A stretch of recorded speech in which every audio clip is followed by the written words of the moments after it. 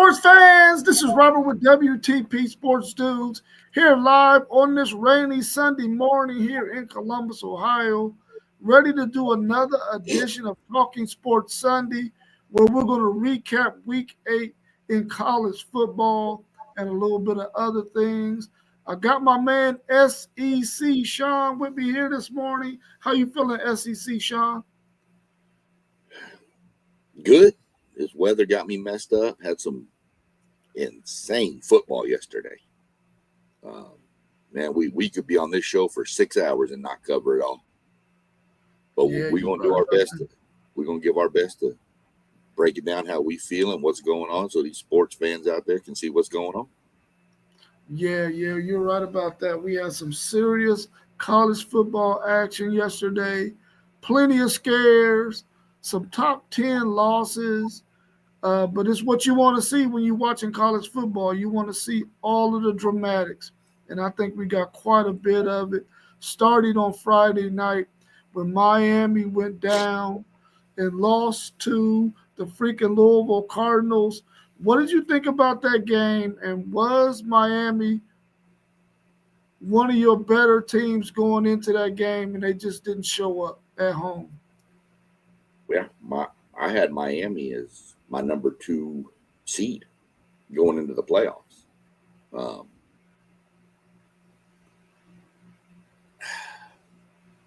Louisville was good. I knew Louisville was good. I just didn't think Louisville could pull off the win at Miami. That makes the ACC just I mean, Georgia Tech and Virginia both still undefeated in conference. Don't believe those two schools play each other. So I have to go look and see. I'll have to look at the schedules and see who plays who out of Georgia Tech, Virginia, and probably still Miami moving forward. Because, Miami, whoever plays Miami next is not going to be fun. Miami's going to be, pretty pissed off. Kind of like what you saw from Oregon yesterday with Rutgers. Yeah. Rutgers just kind of got to be the brunt of that Indiana loss for Oregon. So I'm going to have to look at schedules and see how the round robin plays out with those Virginia Tech, Georgia, Miami, see how they all play out. It could be that none of them play each other. And then if Georgia Tech and Virginia run the conference table, does Miami get left out at 11-1? So I don't know. I thought Miami's defense would show up better than it did. Yeah. Let's welcome my man T1 to the show. We're talking about that game on Friday night, Miami and Louisville. The number 3 ranked or 2 ranked Miami team going down to Louisville. What's your thoughts on that game? What did you see from Miami that gave you some serious question for concern with that team going forward, possibly dropping maybe another 1 or 2 more games?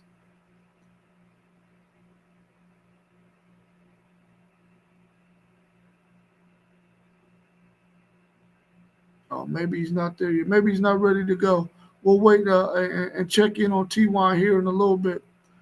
I really felt like Louisville went in with a game plan, man, that really threw Miami off. They were able to run the football, and I think his name is Bain. They sort of stayed away from Mesidor for the most part, but they were going after Bain, especially on those outside zone runs. And they were able to gash them for some really good yardage. And the quarterback for Louisville, Miller Moss, I think is his name, he really managed that game well for them. He found him a number 1 receiver in Bale, and they really were able to do what they needed to do to win that game. And as FanDuel Zay always say, he thinks that Carson Beck, whenever you get him in a situation, he'll throw that ball to you and he'll throw some interceptions. And he did it to the tune of 4 interceptions on that night. He possibly could have had another 5 or 6, or threw 5 or 6 in that game. But I think Miami will rebound, like you said, and they will probably thump whoever they play next week, much like Oregon did Rutgers. So I'm anxious to see what this ACC is going to shake out to. But I think we got one of those questions in the chat. Let's see if he's ready to go, Quick man. update.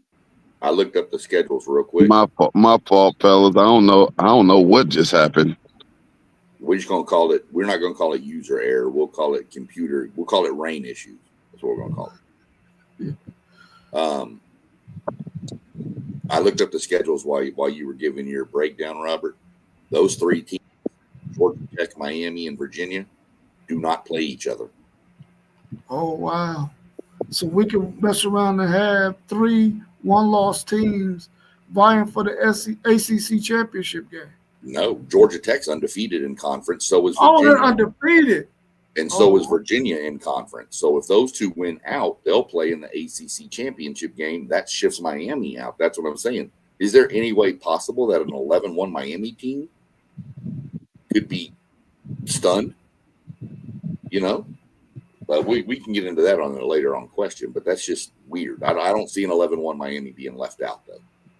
Yeah, that's a good question for real. And just we have to see how this SEC and Big Ten thing pans out too, because then you can have a question of, can the ACC can they get 3 teams in? At one point we was talking about them only getting 1. Yeah. And saying they definitely couldn't get 2. So now if it did go like that, if none of these teams lost another game in the regular season, shoot, how could you leave any one of them out? Yeah, that is so true. Let's welcome the Post Game 86 podcast to the show. Post Game, we're talking about the fact that Georgia Tech can go undefeated in conference, Virginia can go undefeated in conference, and a one-loss Miami team could be left out of the ACC championship game. But will they also be left out of the college football playoffs, or will all 3 of those teams get in, possibly taking a spot from either the Big 12, the SEC, or possibly even the Big 10 as well? What do you think about that scenario? Crazy scenario. First of all, good morning, fellas. It's good to see y'all in here. It's good to not be at work and be at home and be able to stream with y'all. But college football is just so damn exciting, man. We talk about it all the time. The margin for error is very slim. And you got the ACC, man. I believe, man, Miami, I know they slipped up Louisville Freaky Friday night, but I think, and they still had opportunities to win that game, probably playing the worst game of the season, their worst game of the season. I think Miami can bounce back, though. I think that team is way too talented.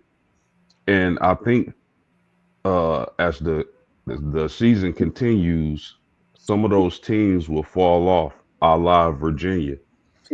Georgia Tech has a chance to win out, but they do have Georgia. I don't think the committee is going to lead them out with 1 loss. But that ACC and the way it shakes out is going to be real interesting. The Big 12 just got real interesting with Texas Tech taking their first loss. So 12 teams, 12 bids may not be enough for the college football playoffs, or the players ball, as I like to call it. Yeah, the way it's looking right now, as an SEC guy, the ACC getting 3 teams definitely, I think, in this instance might hurt the SEC, because right now they're starting to eat on each other.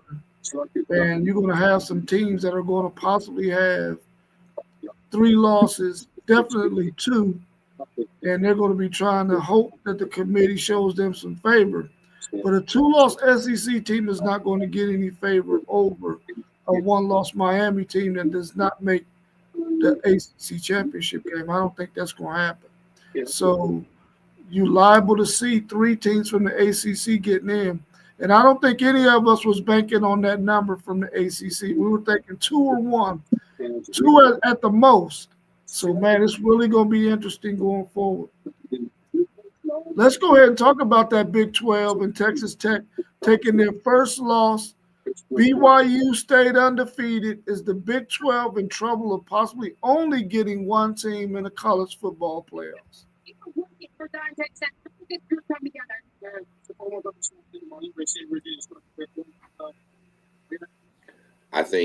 I don't know that they're in trouble because I think we all thought the Big 12 was a one bid league anyway. What I will say though is if you combine the two other Power Four conferences, not the SEC or Big Ten, I think you can pretty much pencil in now instead of maybe two bids for those two. I think you got to pencil in 3 or 4, and that's going to steal from the other two big ones. And I just to follow up on post game a second ago said, Georgia Tech probably going to take a loss when they play Georgia. Difference is that's not a conference game for Georgia Tech, so it wouldn't affect their conference standing for the championship game in the ACC.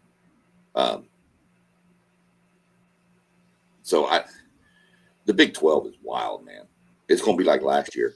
It's going to come down to the last season. You're probably going to have coin flips and Whataburgers and In-N-Out burgers to try to figure out who's going to play where and who's doing what and what is going on.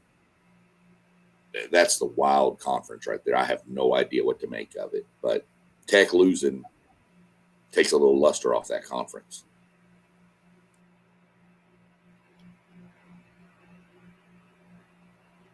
Yeah, that Big 12 is, it's become extremely interesting. Coming into Saturday, I didn't think Texas Tech will lose a game. And then Arizona State gets the job done in a crazy fashion because they're on the verge of losing in the fourth quarter. But, man, Utah, BYU, Texas Tech, man, I could really see them getting 2 teams now, maybe 3. It all depends. But man, college football just got so much more interesting yesterday. Yeah, it really did. You got anything to add to that, T1? Yeah, that is very interesting. That 4 Big Ten team, 4 SEC team. It's not looking like that right now. It ain't looking like that right now. It's not looking good for one of those conferences not getting 4. And that's going to be a real big argument if that end up being the SEC, and you know how they feel about the SEC. They have 15 ranked teams. So, yeah, interesting. Yeah, they're definitely going to make it very interesting for the SEC, in my opinion, because you're going to have some SEC teams that's going to have 2 to 3 losses. And would a committee even think that they're better than a 1-loss or a 2-loss Big 12 team? A 2-loss, probably so. But a 1-loss, it's going to be hard to make that argument to put a SEC team over them, even though we feel like they might be playing a weaker level of football. But it's going to be interesting, man. Will somebody get popped? Like, will BYU take an L? Will Texas Tech take another L? Will Arizona State take another L? Because I think they only got 1 loss in conference play as well. It's very, very interesting right now. So I guess we got 6 weeks to figure it out. I think we got 6 more weeks of regular season going. But Texas Tech was definitely a team I thought was going to, outside of Ohio State, had the best chance of going undefeated at this point in the season. But Ohio State is alone right now. I don't think anybody else in the Power 4 has a chance to go undefeated outside of Ohio State at this point. I don't think, real quick, I don't think any conference is right now. I don't think any conference is above anybody. I think you got some good football being played out here. I think the field is as level as it has been in a very long time. And I know I'm a homer, but I'm being homer honest. When you look, there's only one dominant team out here, and that's Ohio State. Only one team you can look at and say, hey, somebody's going to have trouble beating them. They're going to have to catch Ohio State slipping. Yeah. I That's like very the true. honesty. I like the honesty, T1. Hey, I bro, like I'm gonna keep it. I'm gonna keep it real. I know I'm a homer. Sometimes I look at myself and I just say, "You got it bad," and then I can't do nothing. I can't do nothing about it. Just a real quick on that. Don't sleep on Houston. Yep. They Yeah. have an easy path to go run the table out, which would put them at 11-1 with their only loss to Texas Tech. They don't. Everybody else, Cincinnati, Tech, BYU, Utah, they all are playing each other. Houston don't have to play. Houston's got. Let me look what Houston got real quick. I just looked it up. I jumped off real quick. Houston's got Arizona State, who could beat. Okay, we'll give them that. West Virginia, UCF, TCU, and Baylor. They don't have any ranked teams left to play. If Houston plays up to their level, Houston could run that table and find themselves in the Big 12 championship game. Amazing. But I think what you'll see from this season, because there'll be a lot of disappointing teams when they decide the college football playoff seedings. There'll be a lot of disappointing teams, and as T1's been arguing for, I think through the summer leading up to the season, is that 16 team playoffs. You're gonna see it take effect because of how much parity we have and the way the season ends. There's going to be a lot of deserving teams left out of the playoffs this season, and I think it's going to kick off that 16 team playoff. Yeah, I agree. Let's look at this next question in the ACC. Can you make heads or tails of the ACC? Miami Falls, is Georgia Tech your favorite?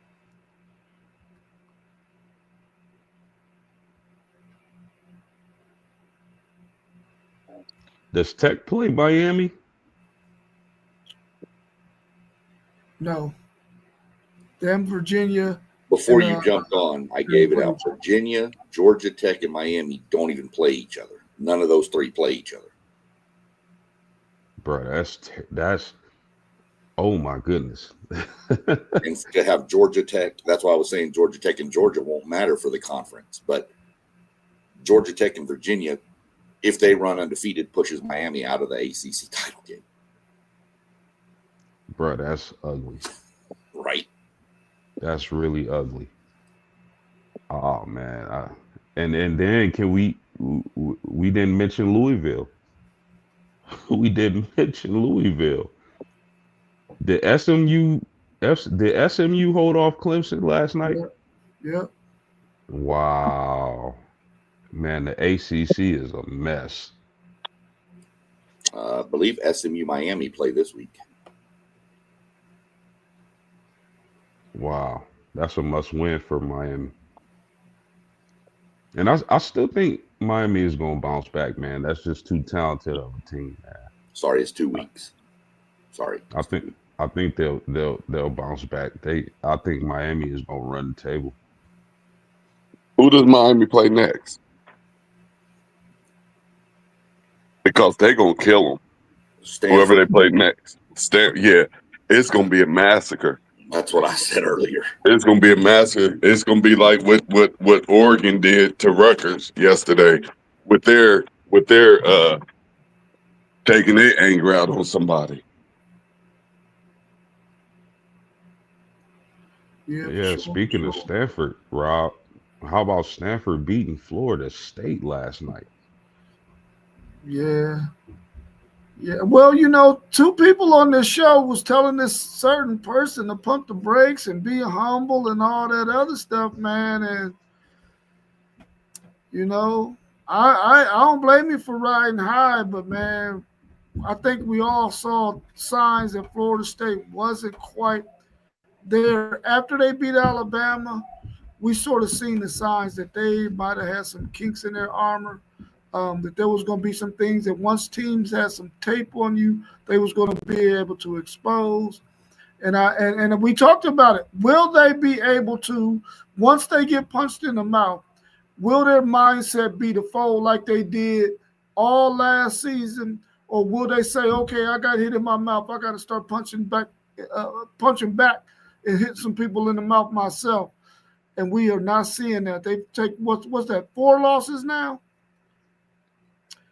You got to let Norvell go. You got to let him go. You can't bring in those 2 coordinators that he brought in to help them win games, and they already got 4 losses. And this is only what, week 7, week 8? Yeah, week 8. And you already got 4 losses halfway through. They got to go ahead and part ways with him and get them somebody else in there, in my opinion. Well, do you think they'll let him go like mid-season, like now, or do you think they'll wait till the off-season? Man, I'm a firm believer in if Penn State let go of Franklin, that's a prominent team right there in Penn State. It got to be ASAP, Jack, because Penn State is already out there looking for the dude that they want. And if they pluck the best dude out there or the best dude that's in the college ranks that's willing to go somewhere else, it puts you behind the 8 ball, and then you have to settle for somebody that you may not necessarily want because you're not going to be able to pluck some of the major coaches who are at major universities right now. You're going to have to try to find the best guy out there available, and Penn State's already got a head start on some teams. Even though Arkansas fired their coach, Penn State is a better job than Arkansas. Yeah, So totally I agree. think they need to do it ASAP, Jack. So here's the question. Does Coach Prime stick to his biblical roots and forgive Florida State? Or does he say, I'm the Bible ain't got nothing to do with this? This personal. I ain't coming to save y'all. What Coach Prime gonna do? I believe if Florida State reached out to Coach Prime, he wouldn't turn them down. He wouldn't. Yeah, I mean, think about it. That's his alma mater. I think he'll be able to attract and recruit better players out of Florida State. I think he's starting to realize, if he already hasn't, that Colorado was just a springboard. I mean, you can't really he can't really get the type of players he needs in order to be successful at Colorado. Florida State, it would be much easier for him. And I think that job is tailor made for Coach Prime. So long as his health is holding up, which I pray it does, I think Florida State is tailor made for Coach Prime, and I don't think he would turn them down. But they didn't want him last time. Last time they didn't want him. They didn't want the alumni. They didn't want Coach Prime. Yeah, That's what I'm saying. If Coach Prime is going to forgive them or not, because they had an opportunity to get Coach Prime, but they didn't believe in Coach Prime. Yeah, and I mean, I think understandably so. I think they were looking at it like, okay, you did this at a HBCU, which is I'm not downgrading that, but it's levels. Florida State is one of the prominent colleges in football. And I know it sort of looks like, okay, I tried to holler at this girl, she didn't give me no play. But then I went bossed up. Now she circled the block and she trying to holler at me now. That's sort of how it looks like. But I don't think Coach Prime would turn down the offer from Florida State. I just don't, man. It makes too much sense. And I think Go ahead. Sorry. Go ahead. No, go ahead. Sorry. No, I just think he knows he can't win at Colorado. I just think he knows that. So go ahead, SAC. That's what brought up when you mentioned his health, which that's more important than anything else. But he can miss time at Colorado to go take care of all this. And Colorado would hire him. He could stay there forever. But is Florida State going to be okay with him missing that much time? Because, that's a much bigger traditional school. If he's like, hey, I got to be out for 6 weeks to go get this treatment, I ain't going to be able to do nothing. I get you have a coaching staff, but is Florida State going to be okay with that? That's a question, and that's just playing devil's advocate for this.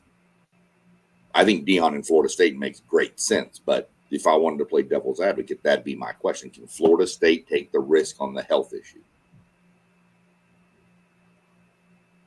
Yeah, that was going to be my point as well. But I'm looking at it from the other side. I think Prime would say to itself, I don't want to do this program in Florida State a disservice by not being able to be there full time because my health isn't what it is, and I wouldn't want to put them in a bind. But I'll guarantee you, he would love to have that job. He's not holding any grudges against Florida State for not taking him from Jackson State. Just from what I believe about him as a human being, I don't think he will hold that against Florida State because he understands the dynamic of big-time football coaching. But I will hope that, man, he will be able to make that thing work because I would love to see him at Florida State. I would love it. And the guys that he's going to bring to Florida State with him in terms of coaches and players will already be guys that he knows what his style of coaching and things, and he'll be able to do some things there at Florida State. Will they win the ACC in his first year? Probably not, but they will be better than what their record is right now, I believe. And he'll be able to start to put a little fence around the state of Florida, which my Texas Longhorns will probably be a little bit upset about that. Georgia will probably be a little bit upset about that. And any other team that has been able to go into Florida here lately and get a couple of their skilled players up out of there. I wouldn't say that Coach Prime couldn't go to Florida State and win the ACC off the rip with the transfer portal and all of that because you can't get transfers into Colorado the way that you can get them into Tallahassee. So I could see Coach Prime if he went to Florida State getting right to a ACC championship game and getting right to the playoffs. I could see that. Yeah, I mean, hell's possible. It's possible. Sig did it with Indiana. Yeah, Sig. Yeah. I mean, listen, I keep telling everybody, bro, that's the blueprint. Sig gave y'all the blueprint on how to go to another conference and be relevant. Now, this is 2 years in a row he's been relevant. And he ain't just been relevant. He's been very, very, very relevant. Number 2 team in the country. Yes, sir. And probably going to stay there because until the Big Ten championship game, and they probably only move down to number 4 after they get beat by Ohio State. Homer. Mossberg said they need Prime ASAP. We know Moss want Prime. Yeah, for sure. Let's turn our attentions to the SEC. Texas A&M gave up 42 points to Arkansas. Who's your favorite to win the SEC? Alabama, Texas A&M, or Georgia?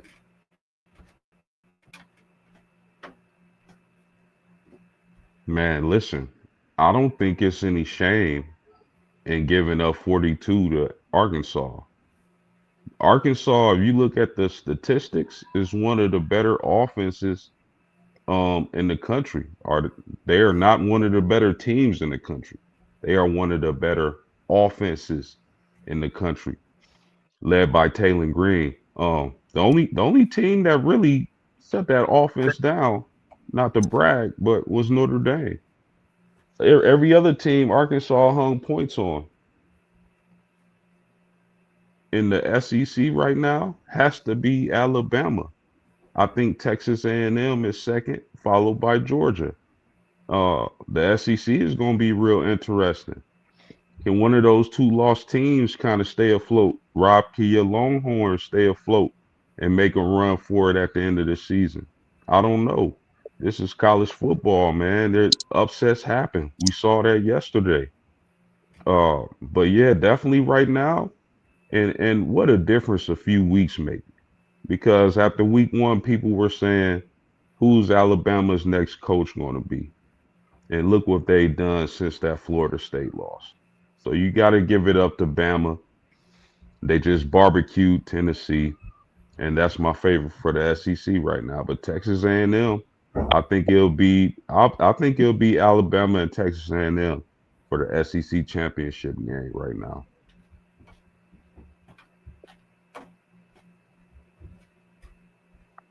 Yeah, I definitely think that in that same order. I think Alabama right now is probably playing the best football, the most complete football. Ty Simpson is really throwing the ball really well. As long as Jam Miller is there now, if Jam Miller is not there, and Texas A&M has their running back Moss, then it's a different Texas A&M offense with him and Reuben Owens. So I think Texas A&M is really, really close second. But if I had to pick one right now, I would say Alabama is probably playing the best football. Um, Out of those three, Georgia is probably a distant third in the SEC. But I definitely like Texas A&M and Alabama the most.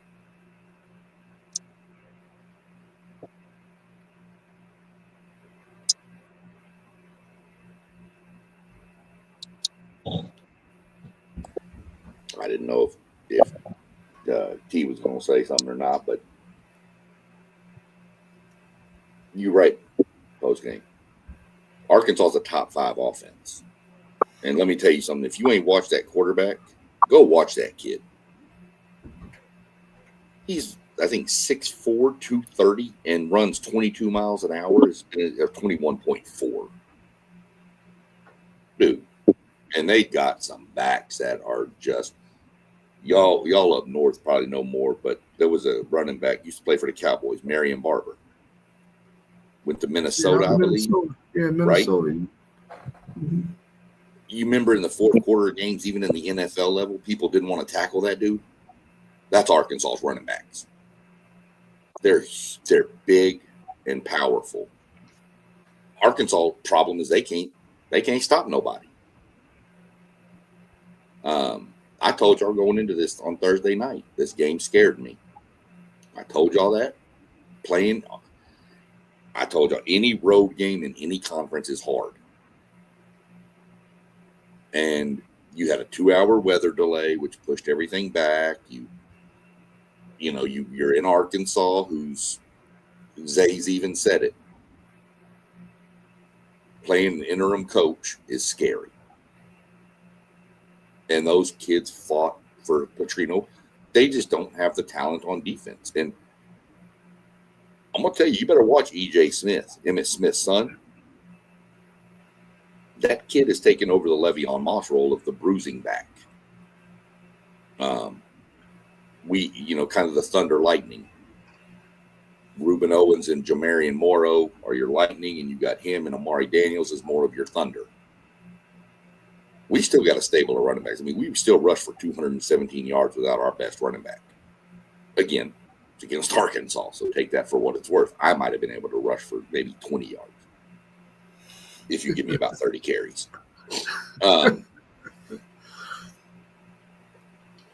Marcel Reed looked really good yesterday.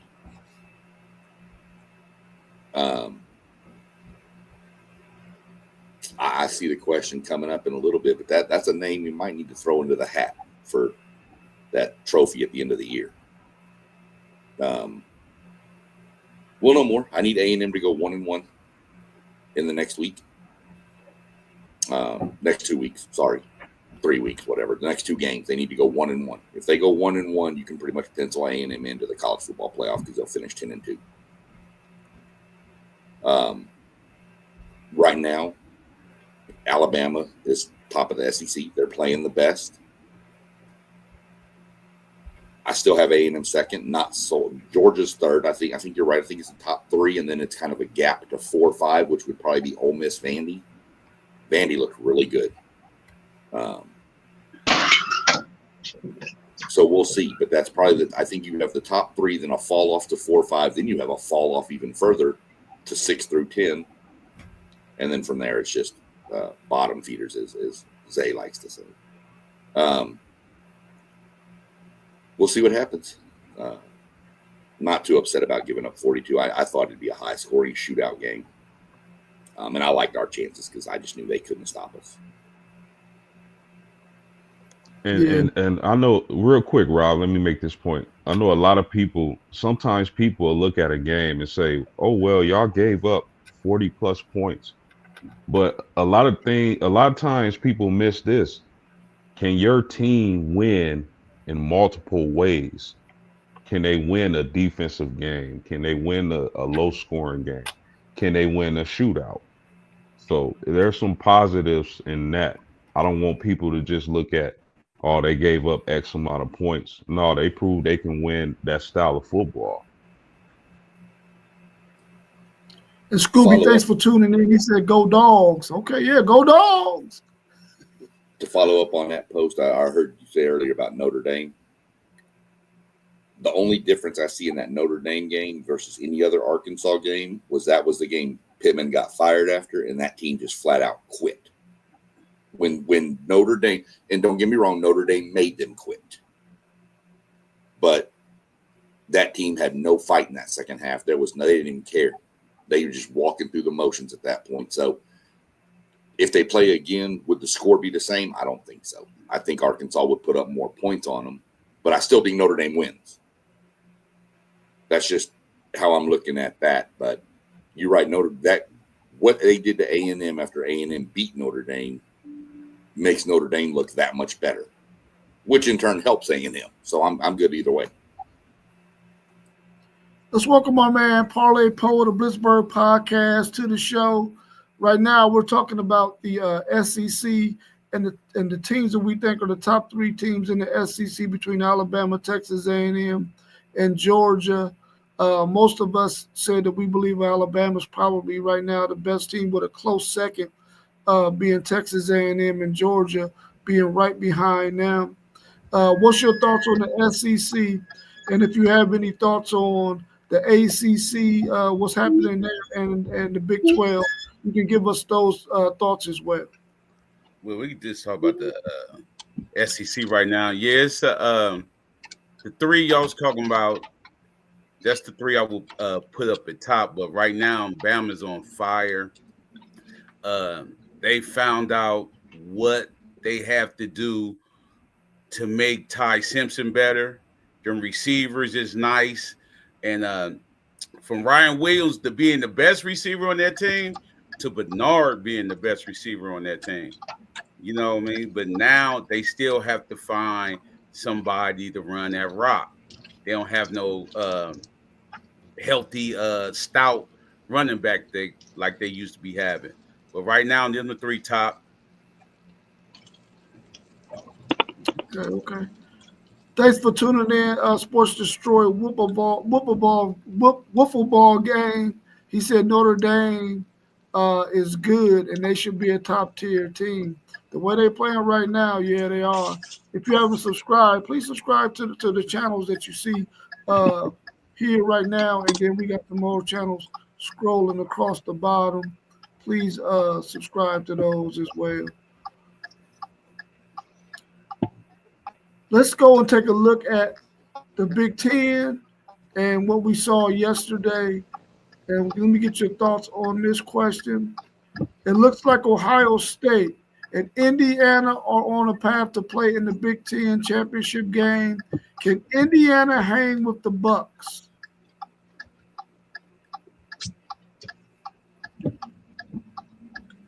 No. Yeah, he's going to say no. Already know. You already know, Poe. Short and sweet. Of course you're going to say no, but it's going to have to be a game. If Sig, the coach, all y'all think he is, he have to find out a time to beat the guys like this. Like Franklin had this problem. You know what I mean? Like Indiana's always good starting out, but the second half of the game, after halftime, people figure out who Indiana really is. But for Sig to be that coach that everybody want him to be, he had to figure out who the good teams are, how to figure out the good teams are all through the game and make in-game adjustments. See, Sark was good at that previously, but now Sark, I don't know what's wrong with Sark, is not being good with in-game adjustments. Sig have to be good with the in-game adjustments to beat teams like Ohio State.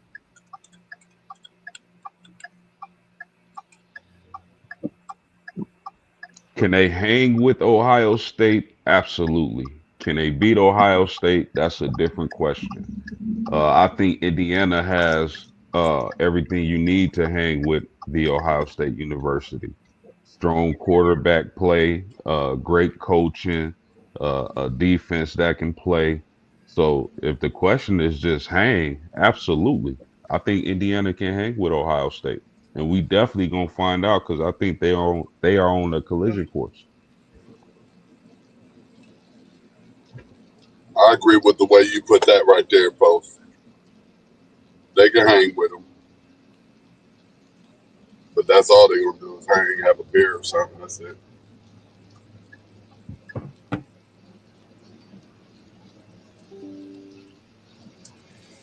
I mean, the thing is, there's going to be a whole lot of film out there, and I'm quite sure that Ohio State is going to make some adjustments.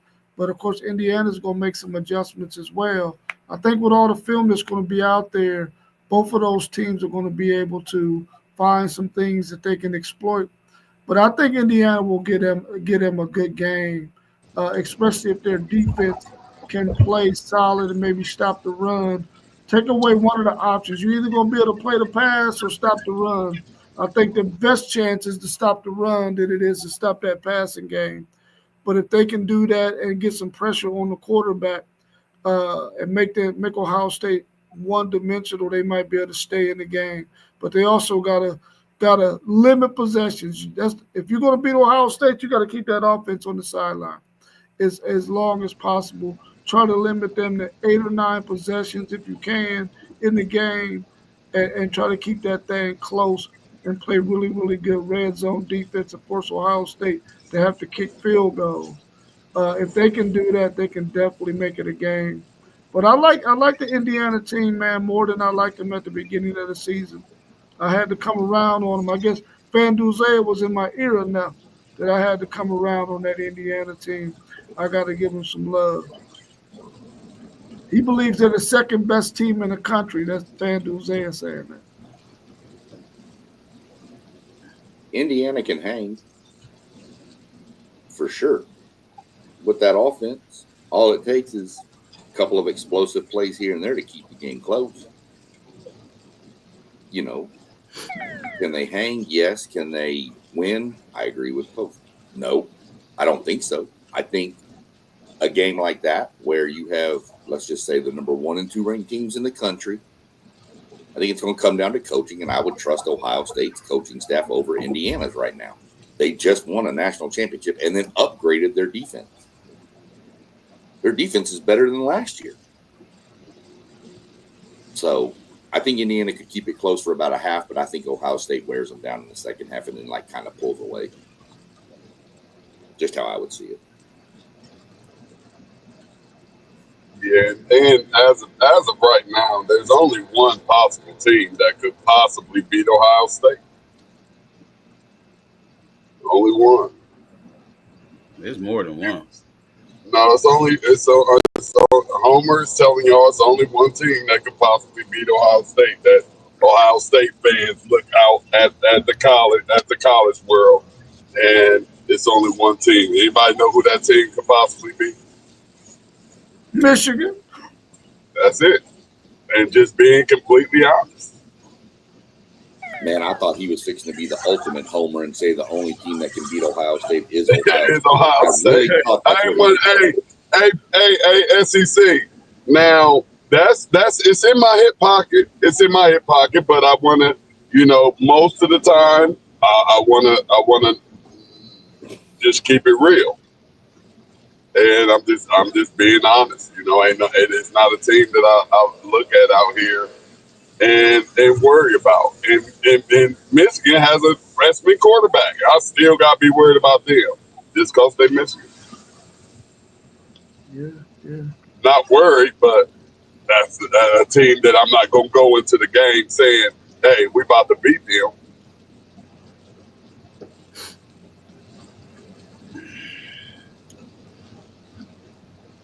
They unleashed. Go ahead, Parlay. But they unleashed my boys yesterday. Go ahead, Bings. They released who? I said they unleashed my boy yesterday. They let him play. Oh yeah. Good. After seeing what we saw yesterday, man, y'all got over and under 1.5 teams with 3 losses making the college football playoffs. Over and under 1.5 teams with 3 losses making the college football playoffs. Man, that committee's so messed up, man. They don't got it right. I'm gonna say it's gonna be some three lost teams in that CFB, man. Trust me. Are you saying? I'm saying it'll probably be like. See that 0.5 is different. I'm saying it's gonna be probably at least like one. There's gonna be 1 3-loss team in there. So it's gonna be. Yeah, I'm saying it's only going to be possibly one. Yeah, and we already know where that 1 3-loss team going to come from. If they do decide to let a 3-loss team into this playoff, a 3-loss team has no business inside of a 12-team playoff.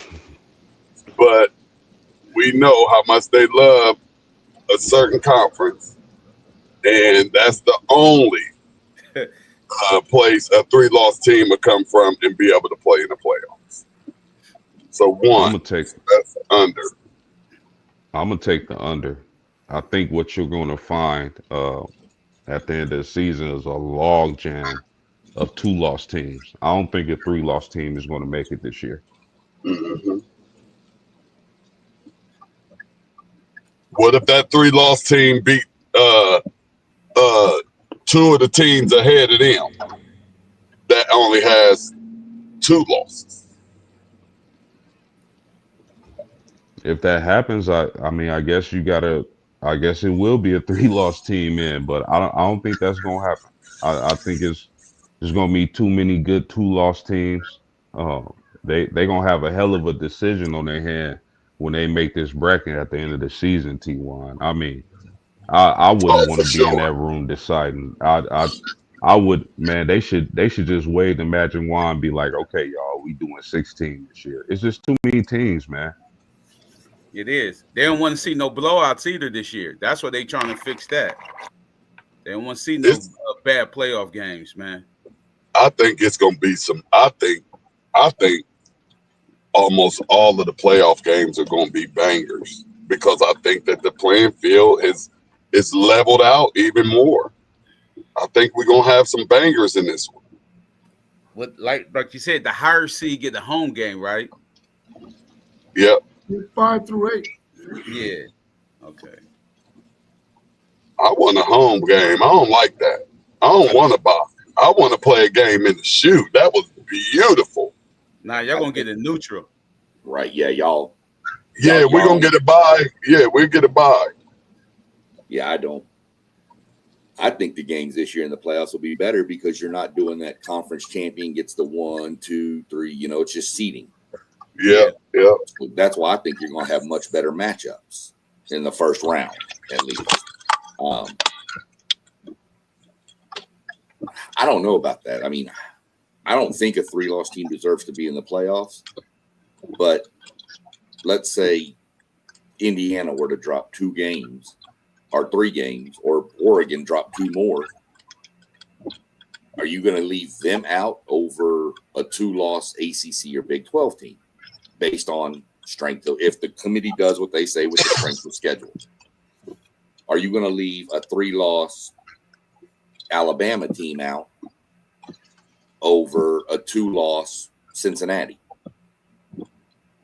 You know, these are the things that you're right. I would not want to be on that committee. I don't think a 3-loss team deserves to be in, but I know you could make a case for it out of one of those two conferences. I mean, obviously, I don't see a 3-loss ACC or Big 12 team getting in, but a 3-loss Big 10 or SEC school could have an argument about, hey, look at our schedule strength. So if it was going to happen, this I think would be the year it did happen, where you had a 3-loss team in. I don't know about 2, but I could see one this year as wide open as people are beating everybody, and you know, nobody would have thought that Miami was going to lose to Louisville or Stanford. You know, there's just so many different upsets going on right now that this would be the year I could see a 3-loss team. And then, of course, if it goes to 16 next year, you'll definitely have a 3-loss team.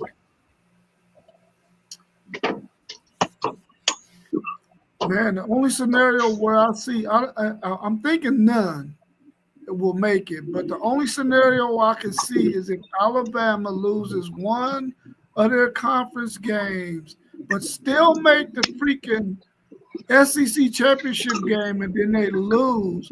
Do you punish them for losing in the SEC championship game when if they didn't play in it, they only would have had 2 losses and would have been ranked in the top 11 to even make the college football playoffs? Do you punish them for losing in their conference championship game? Or any other scenario with any other conference? Are you going to punish a team who lost the non-conference game by, and then lose a conference game and have the 2 losses that way, and then play in their championship game and take their 3rd loss? Will they get punished for that? Will the committee look at them and say, hey, nah, they played in their conference championship game. This team got 2 losses, and they might be 2 losses in conference, and we can't allow them to make the daggone college football playoffs. And then I wonder, how would that affect Notre Dame being a team with 2 losses and not being in a conference or playing in a conference championship game? I think Notre Dame is probably going to have to get up around in the top 7 by the end of the season in order to probably be 100% safe. Maybe even 8. But anything below that, they might find themselves in a predicament situation if those championship games in those conferences have a team with 2 losses in it and they end up losing. Do you put them on the outside of Notre Dame, which is going to be kind of tough? That's the only scenario I see where a 3-loss team gets in there. Yeah, but y'all don't like what T1 said? That's a good scenario. What he said, that is a good scenario. What did he say again? Repeat it real quick. He said if the teams ahead of the one team, they got 3 losses, but they beat them 2 teams ahead of them. And will you think they'll get in? A SEC or Big 10 team will get in before an ACC or Big 12 team, a 3-loss team. But the teams be ahead of them, though. Yeah, if those 2 teams are that they beat are ranked ahead of them, at that point they getting in ahead of them. I don't think they're gonna jump them, because why they need to do it beforehand. Because if they don't do it beforehand, then you saying you don't think they're better than them right now, then how can you make them better than them after you decide to make who gonna make this college football playoff? They're gonna have to put them ahead of those 2 teams before that point. Because if they're ahead of them in the rankings, then they're not gonna jump them. I don't think they should jump them if you ain't already got them jumping them. That would be that's a good scenario though. It's a really good scenario. You got to remember, who did you lose to? Look at Ole Miss last year. Ole Miss looked pretty good last year, but they lost to who? Kentucky. If Texas would have lost to Kentucky last night, they wouldn't be. You're out of the playoffs. Anybody that loses to Kentucky should be out of the playoffs. Is But- this such thing of a bad win? Oh, Oh, you no. saw it yesterday. maybe. Yeah, like, You saw Yeah. it yesterday. That was a bad I mean, win. I would say yes. I would say yes, Parlay. I would say, yeah, there's a bad win. I think Texas was a bad win. I almost think Missouri would. I'll give Missouri a little different because I was at Jordan Hare at Auburn last night, and that's a tough place to play. So yeah, I'd say there's a bad win, and there's also bad losses. I don't think there's a such thing as a bad win. I think there's not impressive. There's wins that aren't impressive, but a win is a win in college football. It's only so many games. I'm just looking at the committee. What the committee? I'm thinking from the committee side that I would consider if I had to consider a Texas team who versus I don't know, say I don't even know what other team. Just pick any other random team. But if you look at their schedule and you realize, okay, well, this team, beat Kentucky by 20 and Texas beat them by 3 in overtime, I'd lean a little more to the team that beat them by 20. So that's how I feel a bad win, not necessarily from a fan or whatever, but from a committee point of view, that's how I would view that. And Texas has a bad loss, too, to Florida. Yeah, that's starting to look like a really bad loss, too. Just like Bama has a really bad loss to Florida State. Mm-hmm. Absolutely. Yeah, that's hey, I know Mossberg. I know they beat my Steelers, but hey, somebody need to call and check up on Moss every hour, man. Every hour. To Stanford? Come on, man. Yeah, he been in the chat. Yeah, he been in the chat today. So yeah, yeah. Catch him with some Tito's, I guess. Yeah. Let him drown in sorrows. You know he like he like that broccoli. He like that broccoli. He like that broccoli and that coffee. You know what I mean? Like I might have to go bring him a care package wherever he at. Right. Right now, who y'all got? Ty Simpson or Julian Sain as your Heisman Trophy front runner? Well, you gotta go with the undefeated guy right now. I'm always go with the undefeated guy.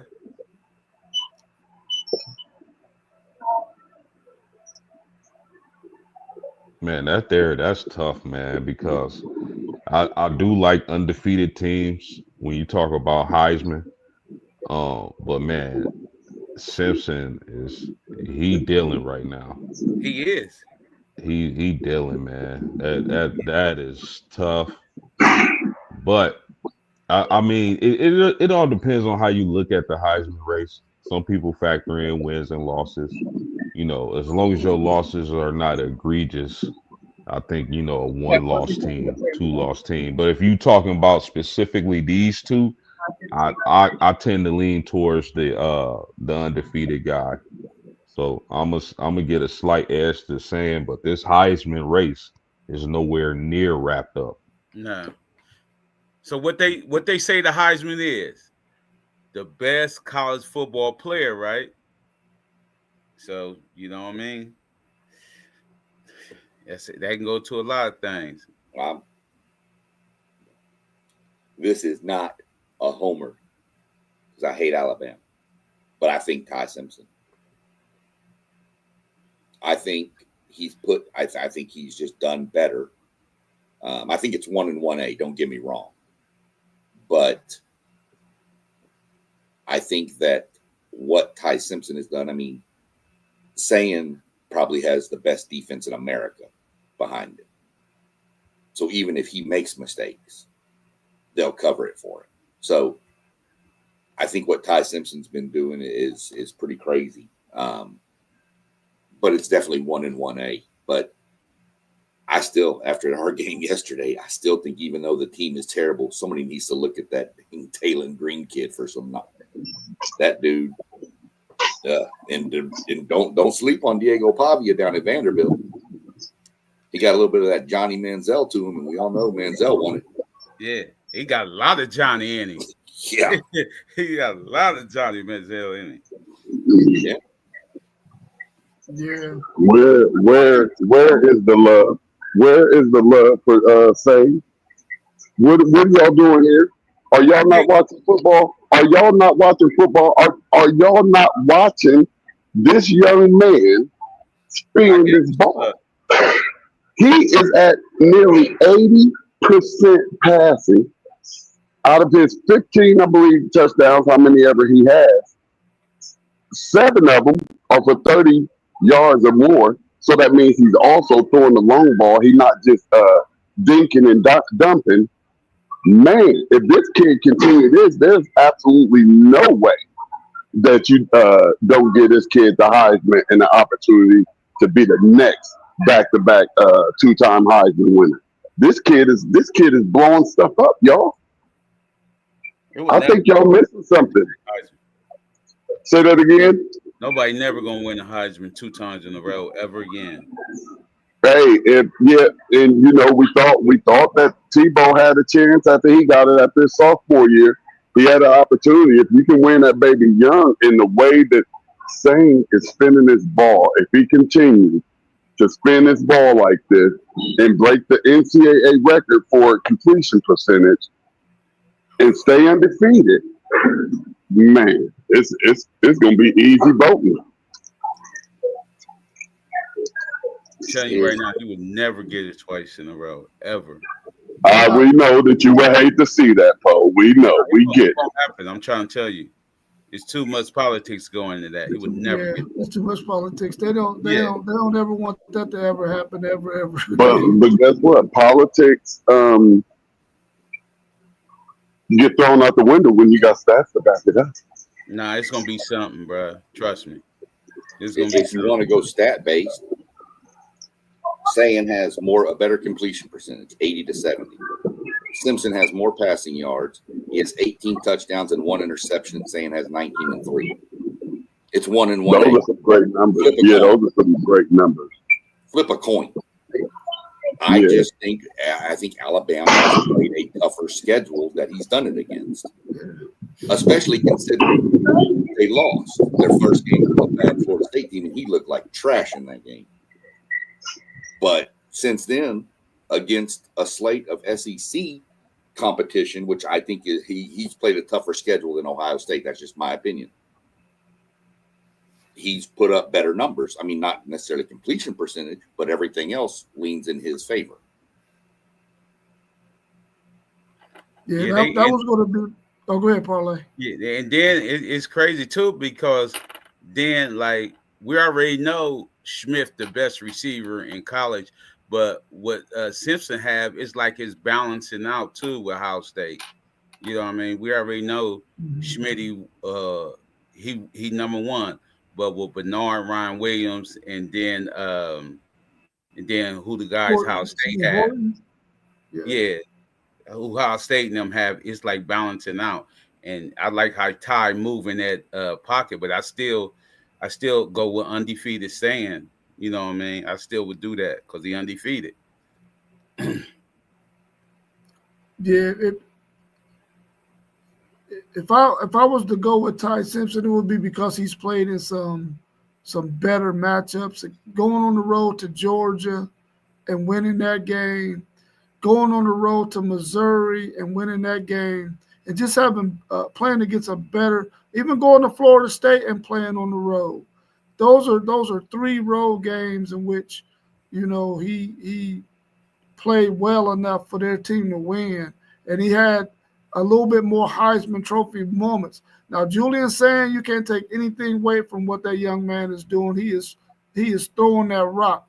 But if you're a voter, you're going to probably look at the level of competition that each one of them is playing. And Julian Sane was hurting him, I think, in my opinion, is the fact that he just hasn't played the schedule that Ty Simpson has played, even though he's balling out of his mind right now. And his ability to put that ball where it needs to be to the receivers that he has, even though they got to catch it, but he's putting it right where it needs to be. And I like Julian Sane, but I think that they will probably give it to Ty Simpson at this point because of the competition that he's played.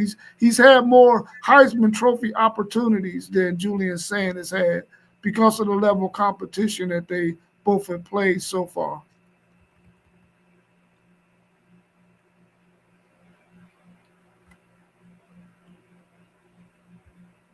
Well, that's all the questions that I had in the chat. Now, unless there's some more in there that y'all see. Anything else y'all want to talk about before we wrap up? We're right past the hour and 6 minutes. Don't forget the national media loves Alabama too.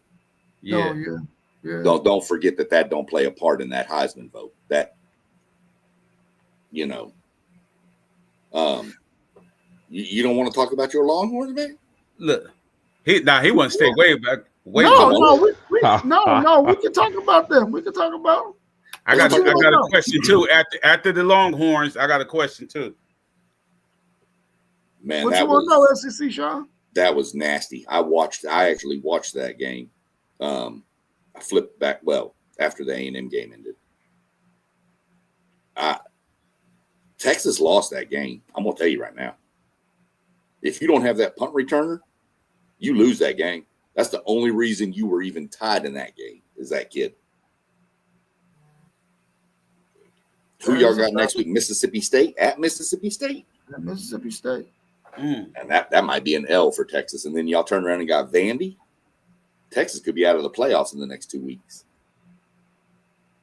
And then you're going to have very possible. Texas was out the playoff 3 weeks ago. So, but very, very you're going to see what's going to happen when you get old 7-5 Sark. How them boosters going to handle that? We're going to start talking about Sark on the hot seat?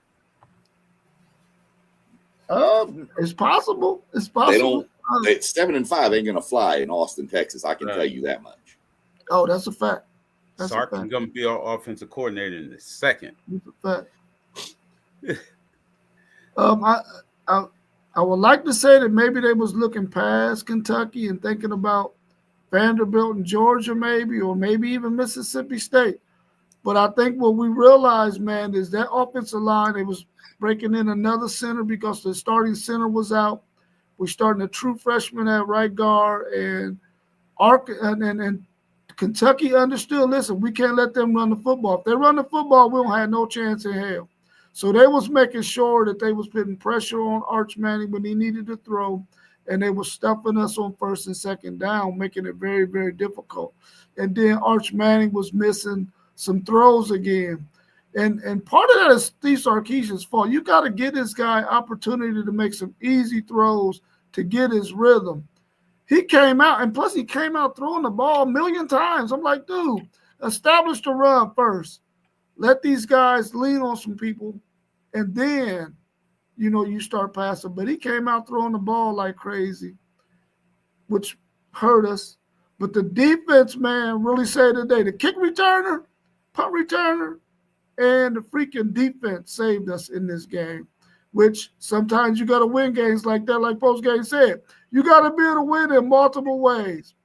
Mm-hmm. Is Texas better than Kentucky? Of course. Talent-wise, they are. But every year we see somebody go on the road and play in Kentucky. Kentucky either take them to the wire or beat them. They did it to Georgia. They did it to Ole Miss last year. And if you go look at every year, they've done somebody like that. And this year it was Texas. Luckily, we got out of there with the win. Hopefully, we can regroup and be ready to take on Mississippi State next week, which is going to be a really tough game for us because Mississippi State is not any slouches, especially when you're going against a Texas team whose run game is kind of suspect because their offensive line is not very good. Those guys miss way too many assignments. Way too many assignments. Okay, let me switch it over to the league. What do your teams need to do today to get a win? It's some good games in the NFL this week. So post what your coach need to do to beat these Chargers. Indianapolis Colts have a lot of injuries in that secondary, man. And our number one corner is out. And we got another corner out. I think the only healthy corner we have is our nickel back. So that worries me a little bit because we know what those Charger receivers can do. So the Colts, if they're going to beat the Chargers today, they have to stop the run. I know it sounds cliches, but it just is what it is. They have to stop the run and they have to rush the passer. They got to make Herbert uncomfortable in that pocket. And if they can do that, I know Jonathan Taylor's going to have a day. The Colts will be fine and they'll get a big win.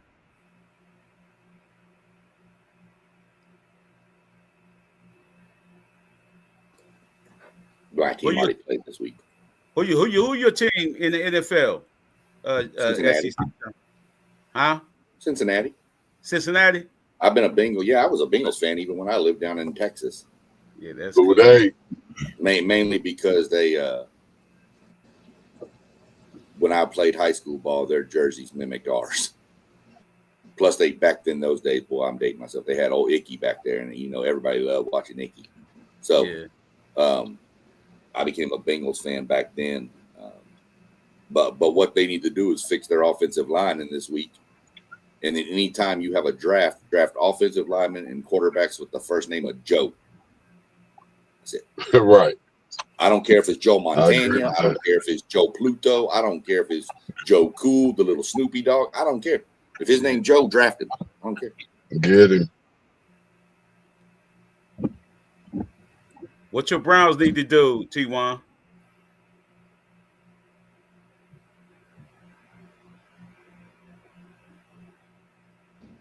I guess he My fault, y'all. The Browns need to get ready for next season and just see what they have. That's it. Defense is great. The defense as these L's keep on loading up, man, it's just hard for me to see the defense just continuing to, compete at this high level and knowing that you're not going to win the game. any offense today, y'all can beat the turnover Dolphins. Any offense y'all show today, y'all can beat the turnover Dolphins. Yeah, I agree. I agree. Yeah, I mean, we could have won last week with any offense, with something. You I know, all agree. of those 3 and outs and 4 and outs that's man, that stuff is ugly. Yeah. I believe if y'all can just run the ball with Junkins and play y'all normal defense, y'all can beat the Dolphins. Well, we're gonna see, and if they do beat the Dolphins, that puts Shador back on back deep on that bench for another few games. But if they struggle, man, will we see Shador today? Hey, and the Titans got an up and coming Patriots team that's looking real good.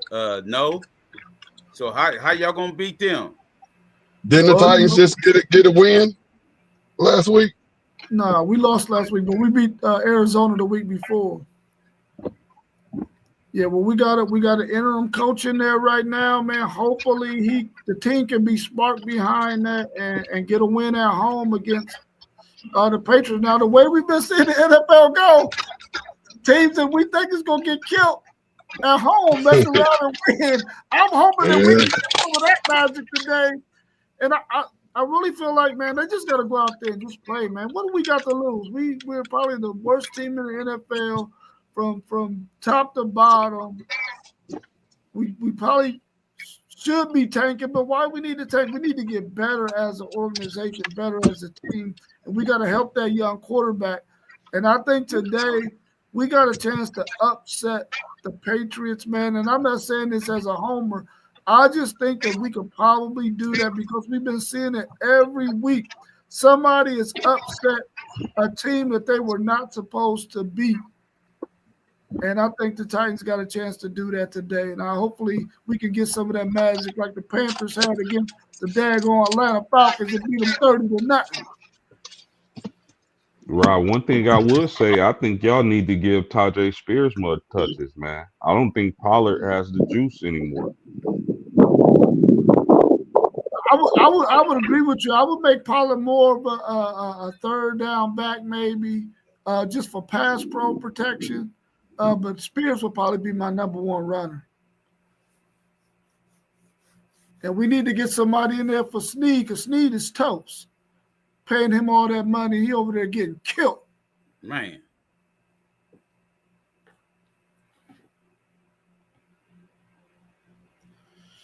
Anything else y'all got before we wrap it up? Nah, that's it. 14. Why we didn't talk about the Michigan game or the Ohio State game? What's going on? We didn't talk about the Irish either. Yeah, why we got teams on here, and I don't care how much you love the SEC. It's still football being played out here. That'll be a and let me get that. I'm sorry, y'all. I just got to the truck. Vandy was a 1.5 point favorite at home. It's still, and I saw some good things when I watched both of those games. Michigan had a very, very impressive game yesterday and a very, very impressive win. So you even get to talk about Michigan like, hey, can they get up in these playoffs? Just ask the question. I mean, we here on the show. Ask the question. I'm gonna jump in real quick on all three of those, and then one more comment, and then I gotta bounce. I gotta get to the store and get prepped up for today. Michigan looked good, shutting down an explosive Washington defense. Give Michigan props. Our offense, sorry. Give Michigan some props on that. I think Washington might be a little bit more overrated than we thought too. They do have players, but they struggle. Ohio State, come on. What do you want me to say? That hadn't been said. They went on the road. They smashed Wisconsin. They did Ohio State things. They kind of just piddled with them. I mean, 17, what did they do? 17 and 17 in each half. I mean, it's Ohio State and it was Wisconsin. They did what Ohio State does to teams like that. They just take their soul away from them. Notre Dame got a little bit of a push from USC, but kind of kept them at arm's length, kind of like what A&M did to Arkansas. But Notre Dame ran all over them. Notre Dame looked pretty good, and they held an explosive, the number 2, I think, ranked offense in the nation, pretty well in check. That's why that's my take on those three. But I know, Robert, you've been a little more interested in if any of y'all else are. I know it's NFL day for y'all, but at 2:00 on NBC, that's where we're racing today. And let me tell you something. That's Talladega, baby. That's a 2.67 mile track, 195 miles an hour, 3 inches off each other. 3 and 4 wide around that place. 3 inches off the front, 3 inches off the back, and about 6 inches off the sides. You get something you need something to do to kill time because your game don't start. Watch a little bit of that race, and you'll be like, "What in the world am I watching?" So, other than that, I gotta bounce out. Wife's already been knocking at the door, telling me we got to go. So, I can't piss mom off. Can't piss mom off. Right. I know that's right. So peace, brothers. Y'all have a good one. Everybody be safe. We'll catch up next Enjoy week. your day, my brother. Oh, yeah. All right. See you, bro. All right. All right. Hey, Paul, how was you feeling after watching your squad yesterday? I heard you say they unleashed the beast, so you had to been feeling pretty good yesterday, bro. They unleashed him and let him play, and I think somebody is been in his ear and telling him, like, on them short throws, you don't got throw fastballs. You don't got this. Boom, they already wide open. And you know what I mean? We still got the most drops in FBS. But I'm saying, like, these dudes, we got this freshman dude, March. I swear, I ain't trying to hype him up because he's on my team, but dude is special. Number 4 for us. Nice. Yeah, nice. Yeah, he's gonna be special. And then the defense, I don't know what Wink be doing. Keep taking our dude Jay Sean Branham out. He don't need to come out. dude is young. If he's not on the defensive end, put him back at middle linebacker. He an impact player. He need to be on the field. So they unleashed him, man. So with that be said, he just got to throw down field more because you see how fast he throw regular. I want to see a deep ball. I want to see a deep ball. That's what I want to see. Mhm. We did that without our two starting safeties was out. Big Ten leading rusher, he out. 3 true freshmen on that offensive line. You know what I mean? Like we young, man. We young. We coming. That's what's up, y'all. Hey, impressive victory yesterday, and big ups, congratulations. It looked like y'all shouldn't lose another game coming into that Ohio State Michigan game. We shouldn't, but you know how these coaches be, man. Yeah. Certain they be trying to hold plays back and everything. We play somebody like Purdue or whatever and don't want to run the plays. Now we get behind the sticks. With fourth quarter, we down 10-14. Now we trying to have these dudes open up. You know what I mean? You know how these coaches be sometimes. Instead of putting it on the gas pedal. Yeah. And I heard I heard somebody say earlier about Ohio State and playing Ohio State, and you want to try to make them one-dimensional. We started that game off yesterday with, I believe, 7 straight passes, and I freaking loved it. I actually want to be one-dimensional. I really feel like we should be passing to open up the run, especially with our run game not being as powerful as it is. And I think that's what Coach Day may have gave defensive coordinators a glimpse of something to think about. Like, hey, we'll just throw this ball. We ain't got to run the ball. We can throw it all day because we know that's our advantage, and we know that it's going to be hard to stop that on every single possession if we're throwing more than we're running that ball. So I like that we opened up with those 7 straight passes, because I always said here since Ryan Day has been here, pass the ball. Nobody can stop it. You have 2. You might have the top 2 receivers in all of the nation on one team. Tate is looking amazing. With all the attention being given to Jeremiah, Tate is cleaning up.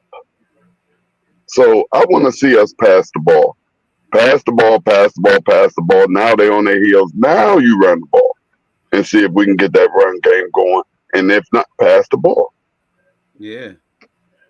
Hey, Post, I think your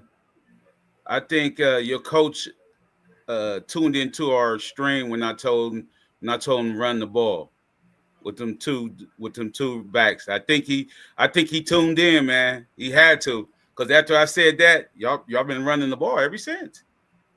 Jeremiah Love, Jadarian Price, just monsters, man. What could I say? Over 200 rushing yards for Jeremiah Love. Jadarian Price is just money, man. When we need a play, Price is just money. And there's a reason Mel Kiper has them ranked as the RB1 and RB3 in his first positional rankings for the draft. Those dudes are just special, man. They just are, man. And if Notre Dame was undefeated, Jeremiah Love would be my Heisman favorite. But yeah, big win, man. We stay in the playoff hunt. We get a bye next week. We able to enjoy this, relax, and get ready for the remaining schedule, which we should go undefeated, but able to pick up a top 25 win against a super explosive USC offense. Leonard Moore, the cornerback, our number 1 cornerback. I don't think anybody can deny it. That's the best corner in the country. Coverage, nobody's close. The way he was, and you're not gonna completely stop a Makai Lemon, but the way he was able to contain him and keep him from keep them from having those explosive downfield plays, which nobody else has been able to do. Man, you gotta give props to him, man. And I think Notre Dame and CJ Carr, quarterback, didn't even play well. He had a bad game, which I expected him to have one at some point, being a redshirt freshman, first time starter. But he had a bad game, and we were still able to beat a USC team. That defense has improved, like I thought they would have, and what I've been saying they've been doing as far as the defensive side of the ball. Defense looks good, man. So Notre Dame is back in the running, and I'm loving it. Hey, Post, does Love get some love shown to him and get an invitation to New York City? Yeah, he Do you believe should. he at least gets the invitation? Yeah, he definitely, man, bruh, he had over 200, and I know USC ain't known for their defense, but it's still a big game. That's a rivalry game. Over 200 yards rushing, and then he has 5 catches, 30 plus yards receiving. That dude just different, bro. He Yeah, just he is. nice. He nice. Definitely gonna get a invitation and a trip to New York City for that Heisman thing. But great game by that young man yesterday. Yes, it Yeah, was. I had my family over from Indiana, from Elkhart. They were over at the house while that game was on, and of course they had to resort to watching the ticker across the bottom of the screen because I was watching Texas and Kentucky. So of course they was looking at me kind of cross because they want to know what's going on with Notre Dame, and I'm like, hey, you got to look at that ticker because I'm watching Texas right now. See, that's when you roll out that other TV from the bedroom, man. Yeah, I could have done that. I could have done that. Scooby wants to know, Hey, you know, Gunner should be talked about when speaking on the Heisman. Gunner Stockton from No, Georgia. man, he can't, man. I hate Gunner's game for real, man. I don't like his game. Like, I'm just saying, I don't like his game. no. I mean, when you're looking at what Julian's saying and what Ty Simpson are doing right now, you really can't mention a Gunner Stockton in that same breath. But when he's needed to make some plays, man, he's made plays with his arm and with his leg. So maybe next year, like you said, Scooby. But I mean, he's not a bad option. But as far as for the Heisman, he shouldn't be in that discussion. But he is playing some really good football for Georgia right now.